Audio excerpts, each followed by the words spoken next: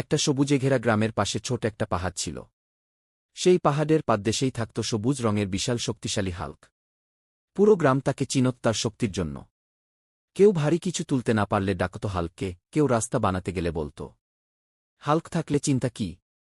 কিন্তু হাল্কের আরেকটা বড় পরিচয় ছিল। সে অসম্ভব রকম বেশি ক্ষেত।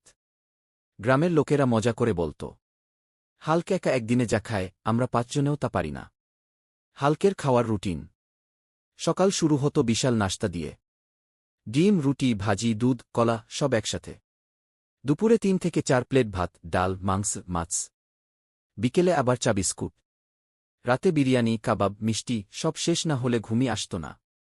হাল্ক ভাবত, আমি তো শক্তিশালী, বেশি খেলে আরও শক্তিশালী হব। কিন্তু সে জানত না এই বেশি খাওয়াই একদিন তার শত্রু হয়ে দাঁড়াবে। সমস্যা শুরু।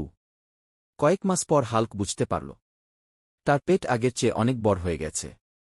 হাঁটতে গেলে হাঁপায়, বসলে উঠতে কষ্ট হয়, ঘাম বেশি হয়। একদিন সে বাজারে গিয়ে একটা বস্তা তুলতে গেল। আগে যেটা অনায়াসে তুলত, সেদিন সেটাই তুলতে গিয়ে পড়ে গেল। সবাই অবাক। হাল্ক পড়ে গেল। হাল্ক নিজেও অবাক হয়ে গেল। তার চোখে পানি এসে গেল। বাচ্চাদের সাথে ঘটনার দিন। সবচেয়ে কষ্টের দিনটা এলো যেদিন গ্রামের বাচ্চারা খেলতে ডাকল। আগে হাল্ক তাদের সাথে দৌড়াত, লাফ দিত, হাসত। কিন্তু সেদিন 2 মিনিট দৌড়াতেই সে হাঁপাতে লাগল। বুক ধরফট করতে লাগল। সে বসে পড়ল।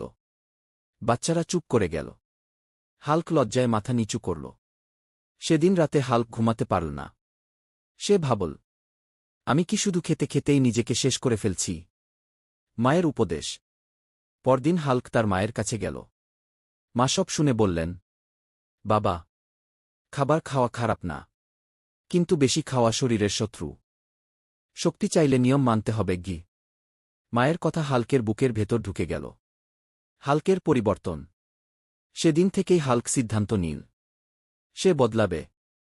পরিমাণ মতো ভাত, সবজি আর ফল বেশি, তেলঝাল কম, মিষ্টি সপ্তাহে 1 দিন, প্রতিদিন সকাল হাঁটা, হালকা ব্যায়াম।